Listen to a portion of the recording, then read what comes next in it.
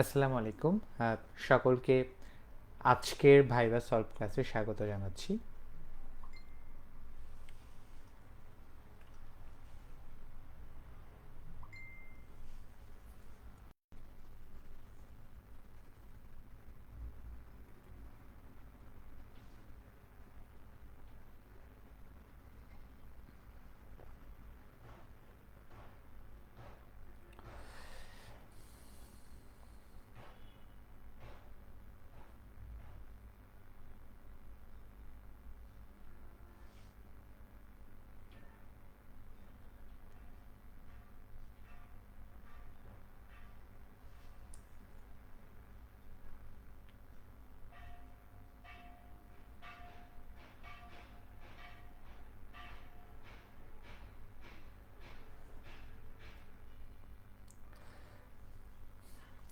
তাহলে চলেন আমরা সময় অপচয় না করে শুরু করি।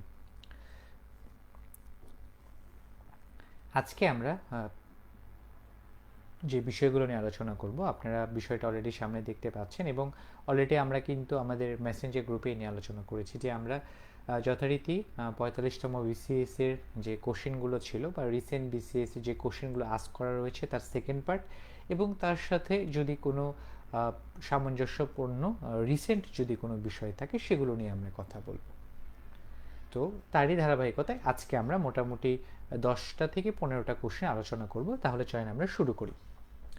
আজকের প্রথম যে কোশ্চেনটা আমরা দেখতে চাই সেটি হচ্ছে, আপনারা দেখেন যে আপনার কাছে স্বাস্থ্য খাতের সমস্যা বা কি মনে হয়, বা আপনার কাছে স্বাস্থ্য খাতের সমস্যা বা চ্যালেঞ্জ কি মনে হয়। এই যে কোশ্চেনটা রয়েছে, আপনারা যা টেকনিক্যাল ক্যাডারে বা স্বাস্থ্য ক্যাডারে বা বোধ ক্যাডারে যাদের স্বাস্থ্য ক্যাডার রয়েছে, তাদের মধ্যে দেখা যাবে 10 জনে 3 থেকে 4 জন এই সেম কোশ্চেনটা আপনারা পেতে যাচ্ছেন যে স্বাস্থ্য খাতের সমস্যা বা চ্যালেঞ্জগুলো কী কী মনে হয়। এখন এর খাতে কিন্তু চ্যালেঞ্জ আপনারা, আমি প্রিভিয়াসলি অনেক সময় এই কোশ্চেনটা নিয়ে আলোচনা করেছি। এখন আপনারা যদি এই কোশ্চেনের উত্তর খেয়াল করেন তাহলে কিন্তু আমি এখানে 10টা পয়েন্টকে আইডেন্টিফাই করেছি। এটা হচ্ছে বিগত এপ্রিল মাসে আমরা দেখেছি যখন স্বাস্থ্য মন্ত্রণালয়, আমাদের স্বাস্থ্য মন্ত্রণালয়ের উপদেষ্টা মিস নূরজাহান বেগম স্বাস্থ্য ক্ষেত্রে 10টা সমস্যার কথা তিনি আইডেন্টিফাই করেছেন বলে আমরা দেখেছিলাম। সেই 10টা পয়েন্টকে আমি এখানে তুলে ধরার চেষ্টা করেছি। এতে আপনি দুইটা বেনিফিট পাবেন। নাম্বার 1 বেনিফিট হচ্ছে, এক, স্বাস্থ্য খাতের চ্যালেঞ্জগুলো বুঝতে পারবেন। 2 হচ্ছে, আপনাকে যদি কোশ্চেন এভাবেও করা হয় যে স্বাস্থ্য মন্ত্রণালয় বা স্বাস্থ্য উপদেষ্টা মিস নূরজাহান বেগম কোন 10টি বা কী কী সমস্যার কথা উল্লেখ করেছেন, তখন আপনি অ্যান্সারগুলো করতে পারবেন। তাহলে তিনি যে যা বলেছেন সেগুলো আমরা দেখি যে বর্তমান স্বাস্থ্য ব্যবস্থা মেধা, জ্ঞান ও যোগ্যতা বিচ্ছিন্ন, এই ব্যবস্থা অতি কেন্দ্রীভূত, এই ব্যবস্থায় প্রাথমিক স্বাস্থ্যসেবা উপেক্ষিত, বিশেষায়িত সেবায় উৎসাহী, এখানে স্বচ্ছতার অভাব আছে, দায়মুক্তির সংস্কৃতি অত্যন্ত প্রবল, এখানে কাজ করেন উৎসাহবিহীন এবং মনোবলবিহীন জনবল, আছে তাদের মনন ও মানসিকতার সংকট, এই খাতে নৈতিকতার অবক্ষয় এবং স্বাস্থ্যের দ্বন্দ্ব প্রবল, ডাক্তারদের নৈতিকতার অভাব। এই পয়েন্টটা খেয়াল করেন, আমি আগে শেষ করি। এরপর আছে কি, আছে পরনির্ভরশীলতা এবং এখানে নেতৃত্ব দুর্বল, এবং লাস্টে বলা হয়েছে যে বাজেট বা বরাদ্দের ঘাটতি রয়েছে এবং তার সাথে একটা নির্দিষ্ট কোনো পরিকল্পনা নেই। এই যে 10টা পয়েন্ট তিনি এখানে আলোকপাত করেছেন। সো আপনি এই পয়েন্টগুলো এইভাবে বলে যেতে পারেন। তবে আমি আপনাদেরকে কিছু হিন্ট দিয়ে যেতে চাই। যেমন যদি পরীক্ষায় স্যার যদি আপনাকে জিজ্ঞাসা করেন, সাধারণত এই কোশ্চেনটা সচিব স্যার বা চেয়ারম্যান স্যার করেন যে স্বাস্থ্য খাতের সমস্যা বা চ্যালেঞ্জ কী, তাহলে আপনি 2 বা 3 নাম্বার পয়েন্টে এই পয়েন্টটা উল্লেখ করবেন যে ডাক্তারদের নৈতিকতার অভাব, কারণ তারা এই অ্যান্সারটা শুনতে তারা বেশি পছন্দ করেন। যে সুতরাং আপনি প্রথমেই না বলে এটা বলবেন, তাহলে স্যাররা খুশি হবেন। এরপরে আপনি এটাকে প্লাস মাইনাস দিয়ে জিনিসটাকে আপনারা বিস্তৃত করতে পারেন। এবং সাথে সাথে 10টা বিষয়কে যখন আইডেন্টিফাই করবেন তখন তার সাথে সংলগ্ন কী কী কোশ্চেন আসতে পারে এবং সেগুলোর অ্যান্সার কীভাবে দেওয়া যেতে পারে সেগুলো নিয়েও আমরা একটু আলোচনা করতে চাই। যেমন যেমন এখানে রয়েছে, এখান থেকে তেমন জিজ্ঞাসা কিছু আপনাকে করবেন, এই বিষয় নিয়ে জিজ্ঞাসা করতে পারে এই ব্যবস্থা অতি কেন্দ্রীভূত। হোয়াট ইজ অতি কেন্দ্রীভূত বলতে কী বোঝানো হয়, বা আপনাকে জিজ্ঞাসা করতে পারে আপনি যে অতি কেন্দ্রীভূত আপনি কেন বলছেন এবং এই সমস্যার সমাধানে আপনি কী পদক্ষেপ নিতে চান। তাহলে আমাদের অ্যান্সার কী হওয়া উচিত? অ্যান্সার হচ্ছে, স্যার আমরা দেখতে পাই যে বাংলাদেশে যত সমস্ত বিশেষায়িত ইনস্টিটিউটগুলো আছে, যেমন আমরা 10টা ইনস্টিটিউটের কথা বলি বা 9টা ইনস্টিটিউট, ক্যান্সার হাসপাতাল সব কিন্তু ঢাকায় অবস্থিত। তাই বিশেষায়িত বা সর্বোত্তম সেবা নিতে গেলে সবাইকে কিন্তু ঢাকায় আসতে হবে, অর্থাৎ সেন্ট্রালাইজড। এটাই হচ্ছে স্যার এই স্বাস্থ্য ব্যবস্থার অতি কেন্দ্রীভূততা। তাহলে এটাকে সমাধানের জন্য কি করতে হবে? স্বাস্থ্য খাতকে বিকেন্দ্রীকরণ করতে হবে। কিভাবে বিকেন্দ্রীকরণ করা যাবে? এক হচ্ছে যে বিভাগীয় শহরগুলোতে প্রত্যেকটাতেই দেখা যাবে এই যে বিশেষায়িত ইনস্টিটিউটগুলো, তার যে শাখা প্রতিষ্ঠানগুলো গড়ে তুলতে হবে, অথবা বিশেষায়িত প্রতিষ্ঠানগুলোকেই গড়ে তুলতে হবে, এবং পাশাপাশি একটা নির্দিষ্ট রেফারেল সিস্টেমকে উন্নত করতে হবে। ধরেন আপনি রাজশাহী বসবাস করেন, আপনার রাজশাহী ক্যান্সার ইনস্টিটিউট আছে, RCI। আপনি জানেন যে এই রাজশাহী ক্যান্সার ইনস্টিটিউটে ঢাকার মতো সেবা পাওয়া যায়। তাহলে কিন্তু আপনি অবশ্যই রাজশাহী থেকে ঢাকায় যাবেন না, কারণ আপনি জানেন এখানেই হচ্ছে সেই সেবাটা পাবেন। এই হচ্ছে অতি কেন্দ্রীভূত সমস্যাটার সমাধান, এবং যেটাকে আমরা বলছি স্বাস্থ্য খাতের বিকেন্দ্রীকরণ। এরপর আপনি বললেন যে এই ব্যবস্থায় প্রাথমিক স্বাস্থ্যসেবা উপেক্ষিত। এখান থেকে আপনাকে জিজ্ঞাসা করতে পারে প্রাথমিক স্বাস্থ্যসেবাটা কি। আপনি বললেন প্রাইমারি হেলথ কেয়ারের ডেফিনেশনটা দিয়ে দিলেন। তারপরে আপনাকে জিজ্ঞাসা করতে পারে বাংলাদেশ সরকারের প্রাথমিক স্বাস্থ্যসেবা সম্পর্কিত সবচেয়ে বড় প্রকল্পটি কি। তখন আপনি বলেন কমিউনিটি ক্লিনিক। এরপরে রিলেটেড কোশ্চেনগুলো কমিউনিটি ক্লিনিক থেকে আসতে পারে, সেগুলো আমার কমিউনিটি ক্লিনিক যে ক্লাসে ডিটেল আলোচনা করা আছে সেখানে আপনি দেখে নেবেন। আচ্ছা, এরপর বিশেষায়িত সেবায় উৎসাহী। এই ঘটনাটার সাথে আমাদের রেফারেল সিস্টেমটা ওতপ্রোতভাবে জড়িত। যেমন আমার আপনার অসুখ হলে আমরা কি করি? জ্বর হোক, সর্দি হোক, কাশি হোক, একজন প্রফেসর স্যারকে দেখানোর চিন্তা করি। কিন্তু আমরা চিন্তা করি না যে এটা একটা জ্বর, সর্দি, কাশি। যে কোনো উন্নত দেশে প্রথমে জিপি দেখেন, জিপি না দেখলে মিড লেভেল দেখেন, মিড লেভেল না পারলে পরবর্তীতে দেখা যায় যে আমাদের হাইয়েস্ট লেভেলের কোনো প্রফেসর সেই বিষয়টিকে দেখেন। তো অর্থাৎ আমরা প্রথমেই যে বিশেষায়িত সেবাটা নিতে চাই, অর্থাৎ রেফারেল সিস্টেম আমাদের স্ট্রং না, সেই কথাই এখানে বলা হয়েছে। এরপর আছে এখানে স্বচ্ছতা অভাব রয়েছে, দায়মুক্তির সংস্কৃতি অত্যন্ত প্রবল, মানে কে কিভাবে সেবা দিচ্ছে এই ঘটনাটার সাথে এই ঘটনাটা জড়িত। নৈতিকতার অবক্ষয় এবং ডাক্তারদের নৈতিকতার অভাব। কী ধরনের নৈতিকতার অভাব আপনারা বলতে পারেন? স্যার যদি জিজ্ঞাসা করে তখন আপনি বলেন যে মানে পজিটিভলি নেগেটিভ পয়েন্ট বলেন যে স্যার ডাক্তারের দেখা যায় তারা সময়ের আগেই হচ্ছে কর্মক্ষেত্র ত্যাগ করেন, তারা অপেক্ষাকৃত দেরিতে কর্মক্ষেত্র প্রবেশ করেন, তাদেরকে অনেক ক্ষেত্রেই তাদের যে স্টেশন তাদেরকে সেখানে পাওয়া যায় না, এই বিষয়গুলো। এবং এর সাথে জিজ্ঞাসা করতে পারে যে বাংলাদেশের সাথে ভারতের স্বাস্থ্য খাতের ডিফারেন্সটা কোন জায়গাতে। জাস্ট আপনি অপোজিট পয়েন্টটা বললেন। তবে এই ক্ষেত্রে আপনাকে কিন্তু একটা হচ্ছে বিশেষায়িত করার একটা স্কোপ থাকে। যেমন আমরা যখন বাংলাদেশিরা ভারতের সেবা নিতে যাই সেখানে কিন্তু তার প্রাইভেট সেক্টরগুলোতে যাই। সো আমরা কিন্তু অবশ্যই সরকারি সেক্টরের সাথে তুলনা করতে পারবো না। তবে ডাক্তারদের নৈতিকতার যে হারটা আছে সেটা যদি বৃদ্ধি করা যায়, এই বিষয়টা সামনে আপনি আনবেন। আচ্ছা, এরপরে হচ্ছে এখানে কাজ করেন উৎসাহ এবং মনোবলহীন জনবল। তখন স্যার আপনাকে জিজ্ঞাসা করতে পারেন উৎসাহ নাই বলতে আপনি কি বোঝাচ্ছেন। তখন আপনি আপনার প্রমোশন ইস্যুটা অ্যাড্রেস করতে পারেন যে স্যার যদিও আমাদের মেডিকেল কলেজ পর্যাপ্ত রয়েছে, কিন্তু দেখা যায় যে আমাদের স্যাররা বা আমাদের যারা পোস্ট গ্রাজুয়েশন করছেন তারা যথেষ্ট সময় বা যথোপযুক্ত সময় তারা প্রমোশন পান না, সুতরাং দেখা যায় যে তারা কাজ করার উৎসাহটা হারিয়ে ফেলেন। এরপর লাস্টে বলতে পারেন যে নেতৃত্ব দুর্বল এবং চলছে বাজেট যেটা ঘাটতির কথা। নেতৃত্ব দুর্বল বলতে বাংলা কথা বলতে গেলে আমরা যেটা বুঝাই যে স্বাস্থ্য খাতে প্রশাসনিক দুর্বলতা এবং প্রশাসনিক এবং সেবা খাতের মধ্যে সম্পর্কটা দুর্বল, বা স্বাস্থ্য খাত থেকে যারা এগিয়ে নিয়ে যাবেন সেটাকে সবল নয়। এবং বাজেট ঘাটতির কথা তো আমরা অলরেডি প্রিভিয়াসলি আলোচনা করেছি যে কতখানি বরাদ্দ থাকা উচিত, বাংলাদেশে কতখানি আছে, বাংলাদেশে কেন নাই, এবং সেই বাজেট ঘাটতিটা পূরণ করণে কী কী কাজ করা যেতে পারে। এইভাবে এই কাছের বিষয়গুলোকে আপনারা একই সাথে পড়ে ফেললেন। এরপর এই কোশ্চেনটা করা হয়েছে। এই কোশ্চেনটা করার আগে জিজ্ঞাসা করা হয়েছে যে বাংলাদেশের ন্যাশনাল হেলথ পলিসি কি আছে। আমরা জানি যে বাংলাদেশের ন্যাশনাল হেলথ পলিসি হচ্ছে 2011 সালের national health policy, NHP। Health policy নিয়ে আমার প্রিভিয়াস লেকচারে আমি ডিটেল আলোচনা করেছি। এরপরে স্যারা জিজ্ঞাসা করেছেন যে আপনার কাছে স্বাস্থ্য খাতের পলিসিতে কি কি সমস্যা আছে বলে মনে হয়। এখানে আপনাকে বুঝতে হবে স্বাস্থ্য খাতের পলিসিতে যখন বলবে তখন কিন্তু আপনাকে স্বাস্থ্য রিলেটেড জানতে চাচ্ছে না। ওই যে পুরো পলিসিটা রয়েছে সেই পুরো পলিসিটার কাছে কি কি দুর্বলতা আছে এই বিষয়কে আইডেন্টিফাই করতে হবে। তখন আপনি এই বিষয়গুলোকে, আমি চেষ্টা করেছি যে এই বিষয়গুলোকে আইডেন্টিফাই করার জন্য। যেমন আপনারা যদি হেলথ পলিসি দেখেন সেখানে কিন্তু বাজেট সম্পর্কে সুস্পষ্ট কোনো নির্দেশনা নেই, পয়েন্ট 1। 2 নাম্বার, পুরো যদি আমরা হেলথ পলিসি দেখি সেখানে কোনো ধরনের রেফারেল সিস্টেমের উল্লেখ ছিল না।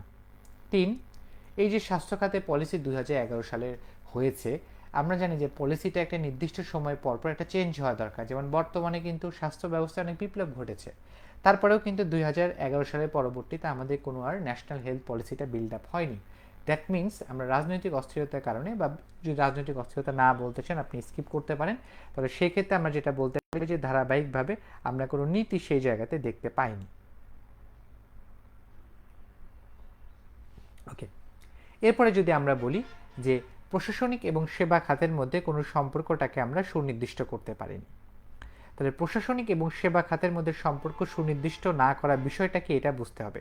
আমরা জানি স্বাস্থ্য খাতে কিন্তু দুইটা বিষয় থাকে, একটা হচ্ছে হেলথ অ্যাডমিন পোর্শন আছে, আর একটা হচ্ছে স্বাস্থ্য সেবা আছে।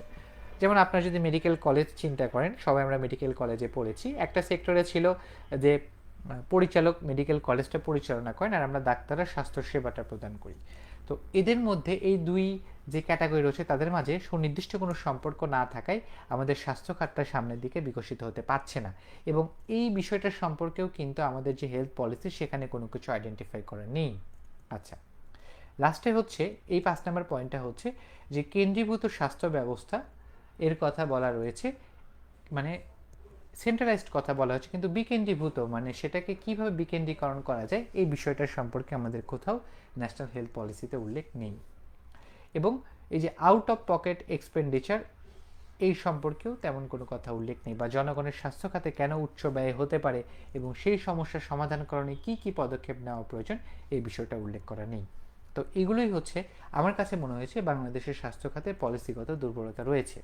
আপনি এই পয়েন্টগুলো জাস্ট অ্যাড্রেস করেন, আমি আশা করি আপনার ভাইবা থেকে মোর দেন এনাফ মার্কস পেয়ে আসতে পারবেন। আচ্ছা, এরপরে জিজ্ঞাসা করেছে কনফ্লিক্ট অফ ইন্টারেস্ট থেকে, কনফ্লিক্ট অফ ইন্টারেস্ট, এবং সেখান থেকে একটা সিনারিও বেসড কোশ্চেন করেছে। জিনিসটা এমন, আগে আমাদের বুঝতে হবে কনফ্লিক্ট অফ ইন্টারেস্ট কি। কনফ্লিক্ট অফ ইন্টারেস্টের বাংলা হচ্ছে স্বার্থের সংঘাত। অর্থাৎ হচ্ছে যে আপনি ধরেন আপনাকে কোনো একটা দায়িত্ব দিলাম, আপনি আপনার যে কোনো কারণে, সেটা আপনার ব্যক্তিগত কারণে হোক, বা সেটা আপনার সম্পর্কের কারণে হোক, বা সেটা আপনার আর্থিক কোনো লাভবান হওয়ার কারণে হোক, আপনি সেই দায়িত্বটা পালন করতে হেজিটেশন ফিল করছেন, বা পক্ষপাতিত্ব একটা তৈরি হচ্ছে, যার ফলে আপনি নিরপেক্ষভাবে সিদ্ধান্ত গ্রহণ করতে পারছেন না। এটাই হচ্ছে আপনাদের কনফ্লিক্ট অফ ইন্টারেস্ট। স্যাররা এরপরে সিনারিও দিয়েছিলেন যে ধরেন আপনি একজন উপজেলার নির্বাহী অফিসার, আপনি একজন ডাক্তারকে আইডেন্টিফাই করলেন যে তিনি হেলমেট পরে যাচ্ছেন না, আপনি তখন তাকে কি করবেন? তখন তাহলে বোঝাই যাচ্ছে স্যাররা এখান থেকে যে বিষয়টা জানতে চাচ্ছে, স্যার আমি নিয়ম নীতি মেনে চলে তিনি যে আইনটা ভঙ্গ করেছেন সেই অনুযায়ী তাকে আমি শাস্তি প্রদানের ব্যবস্থা করব। এরপর স্যাররা পাল্টা কোশ্চেন করেছিলেন, ধরেন যে এই ডাক্তার আপনার অতি কাছের বন্ধু, তারপরেও আপনি কি করবেন? তখন আপনি বলবেন, স্যার আমি আমার ন্যায় নীতিতে অটল থাকব। তখন স্যাররা জিজ্ঞাসা করেছেন, কেন আপনার বন্ধু হয়েও আপনি ন্যায় নীতিতে অটল থাকবেন? তখন আপনি অ্যান্সার এইভাবে করতে পারেন, স্যার আমি চাই যে আমি যখন দায়িত্বপ্রাপ্ত হব, আমি নিজেকে একজন দৃষ্টান্ত হিসেবে উপস্থাপন করতে চাই। আমি যদি আমার কাছের লোকজনকে ছাড় দিই, তাহলে দেখা যাবে যে সবাই এই বিষয়ে আমার কাছ থেকে যেটা চাইবে যে আমি সুযোগ পেলে কিন্তু ছাড় প্রদান করি, অর্থাৎ আমার সম্পর্কে একটা ব্যাড ইমেজ তৈরি হবে। কিন্তু আমি তা চাই না, আমি চাই যে সকল কিছুর ঊর্ধ্বে আমার নীতি নৈতিকতাকে স্থাপন করার জন্য। অর্থাৎ এইভাবে আপনি পজিটিভলি অ্যান্সারটা দিবেন। So this is the theme related to the conflict of interest, এবং আপনারা যারা ভাইবা দিবেন তাদের মাঝে অনেকে 2-1 হয়তো এই কোশ্চেনটা পেয়ে যাবেন ভাইবাতে। এরপরে স্যাররা জিজ্ঞাসা করছেন হোয়াট ইজ এসিআর, এটা আপনাদের এখন জানার কথা না, তবুও জিজ্ঞাসা করা হয়েছে। এসিআর হচ্ছে, এর ফুল ফর্ম হচ্ছে অ্যানুয়াল কনফিডেন্সিয়াল রিপোর্ট, বা যেটা বাংলা করলে আমরা দাঁড়াই বার্ষিক গোপনীয় প্রতিবেদন। এটা কি, আপনি যখন সরকারি চাকরিতে ঢুকবেন তখন দেখা যাবে যে আপনি প্রতি বছর শেষে আপনার যে ইমিডিয়েট ঊর্ধ্বতন কর্মকর্তা আছে তিনি আপনার পুরো বছরের যে আপনার কর্মকাণ্ডের উপর ভিত্তি করে তাকে আপনাকে একটা মার্ক দিবে, কয়েকটা ক্যাটাগরি আছে, যে 100তে একটা মার্ক দিবে, এবং সেই মার্কটা তিনি গোপনীয় অবস্থায় আপনাকে না জানিয়ে দিবে। এই ঘটনাটাকে বলা হয় বার্ষিক গোপনীয় প্রতিবেদন। এরপরে স্যাররা জিজ্ঞাসা করেছেন যে আপনাকে এসিআর কে দিবে? আপনাকে আপনার ইমিডিয়েট যে ঊর্ধ্বতন কর্মকর্তা, অর্থাৎ আপনার ইউএইচএন এফপিও দিবে, তাকে বলা হয় থেকে অনুবেদনকারী। এই পর্যন্ত বললেই না, যদি তারপরেও জিজ্ঞাসা করে আর কেউ আপনাকে আপনার যে এসিআর ফর্মে সেখানে সাইন দিবে কিনা, তখন আপনি অ্যান্সার করবেন জি স্যার, আমার সিভিল সার্জন আমার প্রতি স্বাক্ষরকারী, অর্থাৎ এই ইউএইচএফপিও আমাকে যেভাবে মূল্যায়ন করলেন তার উপর ভিত্তি করে আমার সিভিল সার্জন তিনি অবশ্যই সেখানে আরেকটা স্বাক্ষর করবেন, অর্থাৎ প্রতি স্বাক্ষরকারী হবেন। এই বিষয়টা বললে স্যাররা অনেক খুশি হবে। এবার এই কোশ্চেনটা বাংলাদেশে বর্তমানে আইএমআর কত, এই কোশ্চেনটা আপনারা পেতে যাচ্ছেন। পেডিয়াট্রিক্সে থাকেন আর না থাকেন, এই গাইনিতে থাকেন আর না থাকেন, এই কোশ্চেন পাবেন। এখন আইএমআর, এনএমআর, এমএমআর এগুলোর বিভিন্ন জায়গায় বিভিন্ন ভ্যালু দেখা যায়। তবে আমি যেটা বলবো, আপনারা যে ভ্যালুটা বলবেন সেটার সাথে আপনারা সোর্সটা বলবেন, তাহলে আপনার অ্যান্সারটা গ্রহণযোগ্য হবে। যেমন আমরা যদি বলি যে বর্তমানে ম্যাটারনাল মর্টালিটি রেট হচ্ছে পার লাখ লাইভ বার্থে 123, ওকে, এটার সোর্সটা কি? এটার সোর্স হচ্ছে SVRS বা যেটা আমাদের ন্যাশনাল ব্যুরো অফ স্ট্যাটিস্টিক্স তার রিপোর্ট রয়েছে, এবং এই রিপোর্টটা এসেছিল দৈনিক প্রথম আলোর এপ্রিল মাসের সম্ভবত 7 এপ্রিলের কাছাকাছি এই রিপোর্টটা এসেছিল। সুতরাং আপনি যদি এই রিপোর্টটা এখানে বলে দিতে পারেন, স্যাররা যদি সে অ্যান্সারটা নাও নেয়, আপনার সোর্স ধরে আপনার অ্যান্সারটা গ্রহণযোগ্য হবে। আচ্ছা, অনেক ক্ষেত্রে এর পরপরই স্যাররা জিজ্ঞাসা করেন যে SDGতে কোন টার্গেটে বলা হয়েছে এমএমআরের কথা, টার্গেট থ্রিতে কত বলা রয়েছে আর কি, সেটার টার্গেট হচ্ছে বলা রয়েছে যে প্রতি লাখ লাইভ বার্থে এটা 70-এর নিচে নামিয়ে আনতে হবে। আমার SDG ক্লাসে এই নিয়ে আমি আরও ডিটেলড আলোচনা করেছি। এরপর এনএমআর জানতে চেয়েছে বা নিওনেটাল মর্টালিটি রেট। আমরা যদি আমাদের অর্থনৈতিক সমীক্ষা 2024 দিকে, সেখানে কিন্তু এনএমআর ছিল 21, কিন্তু আমরা যে রিসেন্ট এই তথ্যটা আমি ইউনিসেফ ওয়েবসাইটে দেখেছি যে নিওনেটাল মর্টালিটি রেটের হচ্ছে 18.9 বা 19-এর কাছাকাছি। এবং স্যাররা যদি জিজ্ঞাসা করে যে এটার সোর্স কি, তখন আপনি বলেন স্যার আমি ইউনিসেফের ওয়েবসাইট থেকে এটা নিয়েছি, আপনারা চাইলে নিজেরাও যা দেখেও নিতে পারেন। এবং তারপরে জিজ্ঞাসা করতে পারে SDGর টার্গেট কত, সেম কোন গোলে কোন টার্গেটে বলা হয়েছে এবং সেখানে টার্গেট কত নির্ধারণ করা হয়েছে, অ্যান্সার হবে হচ্ছে স্যার আর টার্গেট 12। এরপর infant mortality rate. Infant mortality এটা সবচেয়ে বেশি জিজ্ঞাসা করা হয়। এর 3টা ইনফো আমি আপনাদেরকে দিয়েছি। সেটা হচ্ছে অর্থনৈতিক সমীক্ষা রিপোর্ট 2024 অনুযায়ী ইনফ্যান্ট মর্টালিটি রেট হচ্ছে আমার কত, পার 1000 লাইভ বার্থে 27। খেয়াল করবেন যে শুধুমাত্র ম্যাটারনাল মর্টালিটি রেটে পার লাখ, আর বাকি সকল ক্ষেত্রে পার 1000। আর যদি আপনি বলেন যে ইউনিসেফের ওয়েবসাইট অনুসারে, সেখানে বলা রয়েছে 24, স্পেসিফিক্যালি বলা আছে 23.9 থেকে 24 বা 25.9 এর মধ্যে। সো আমরা গড়মান নিয়ে আমরা বলছি 24। এবং যদি আমরা ওয়ার্ল্ড পপুলেশন রিভিউটা দেখি যে বাংলাদেশে এটা কত, ওয়ার্ল্ড পপুলেশন রিভিউ বলছে এটা 28.8, এটা ওয়ার্ল্ড পপুলেশন রিভিউ 2025 সালের রিপোর্ট। সো আপনারা যেটাই বলেন জাস্ট শুধু সোর্সও আপনারা এখানে বলে ফেলবেন। আর লাস্ট অফ অল হচ্ছে আন্ডার 5 মর্টালিটি, এটা কেউ জিজ্ঞাসা করে না, জাস্ট জেনে যান যে আমাদের অর্থনৈতিক সমীক্ষা রিপোর্ট 2024-এ বলা রয়েছে আমাদের 33, আর যদি আমরা বলি দৈনিক প্রথম আলোতে যে এপ্রিল মাসের রিপোর্টে এটা বলা ছিল 31, যেটা আপনার কাছে গ্রহণযোগ্য হয়, আপনি অ্যান্সারটা সোর্স সহ বলে ফেলেন। এরপর আইএমআর যখন বলেছে, তখন একজনকে জিজ্ঞাসা করা হয়েছিল যে বাংলাদেশের কাছাকাছি আইএমআর আছে এমন একটা দেশের, সেটা কোনটা। আমরা যদি ওয়ার্ল্ড পপুলেশন যে রিভিউ দেখি, সেই অনুসারে যে বাংলাদেশের কাছাকাছি আইএমআর দেশটা হচ্ছে আফ্রিকা মহাদেশের একটা দেশ যার নাম হচ্ছে উগান্ডা, এবং এই আইএমআরটা হচ্ছে আমাদের 28.5। আপনারা সোর্স সহ এটাই অ্যান্সার করবেন।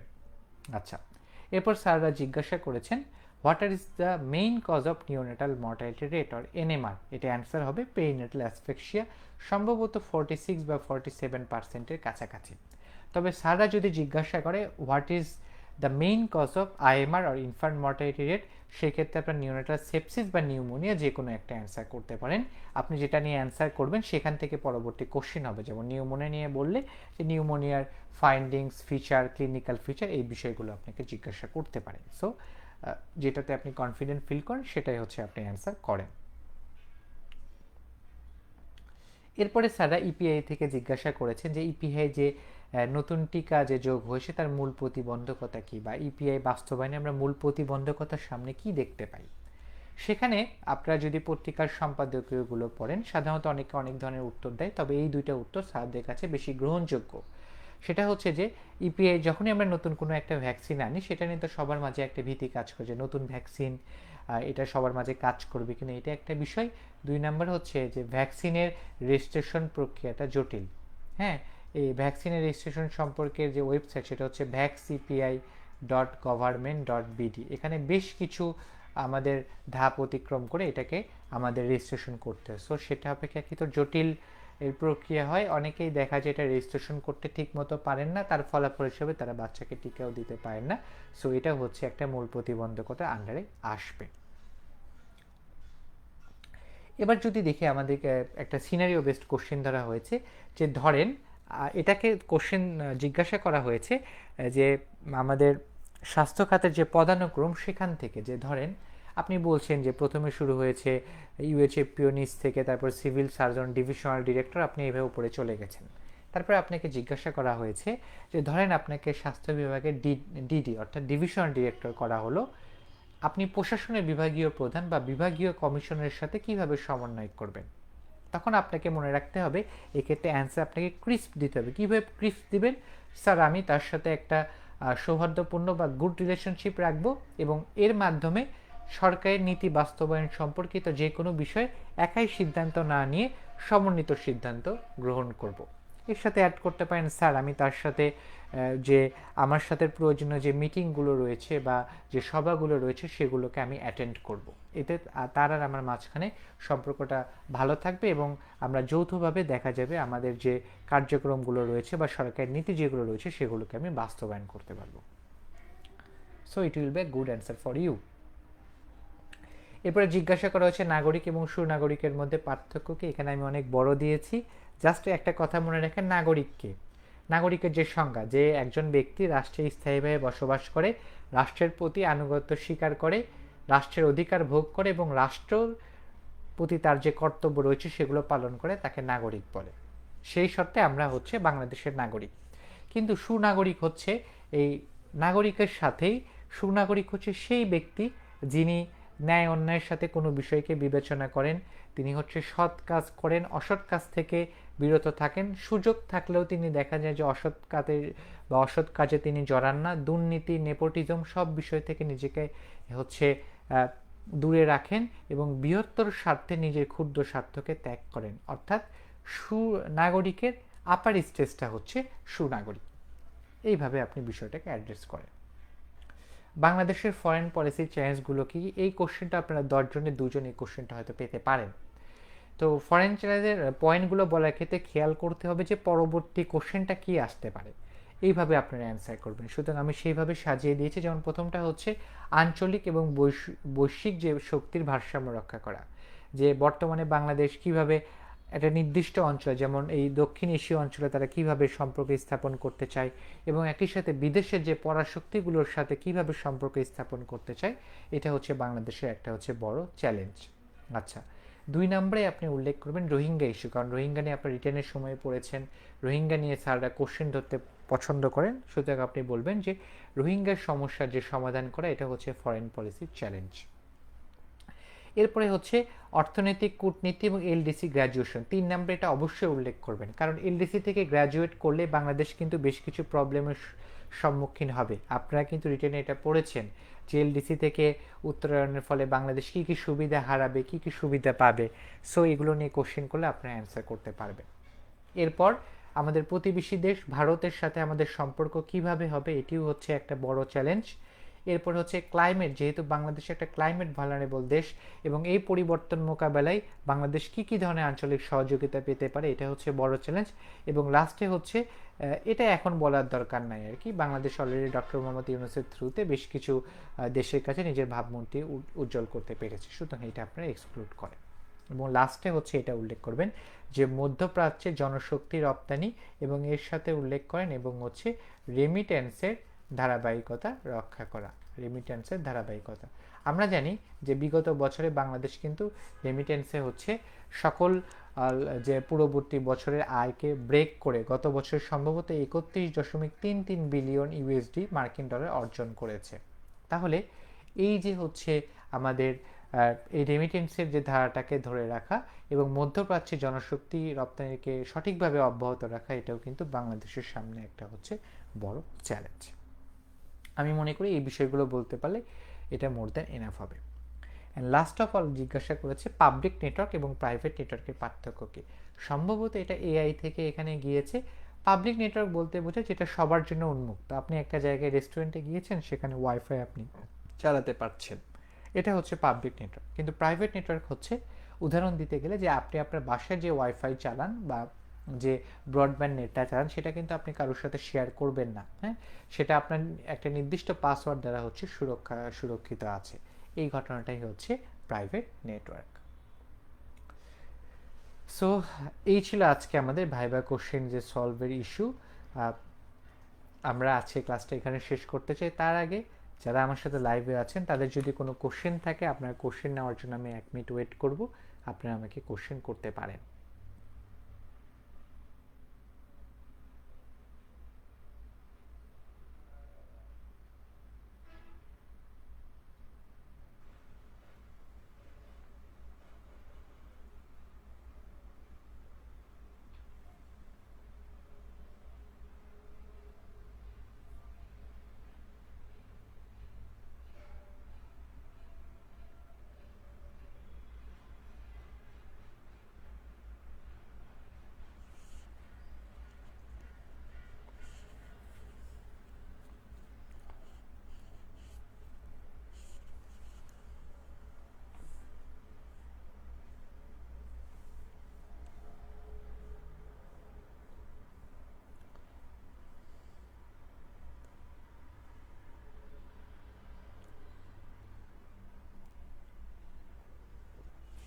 তাহলে কোশ্চেন না থাকলে আমি এখানে আজকে ক্লাসটা শেষ করছি।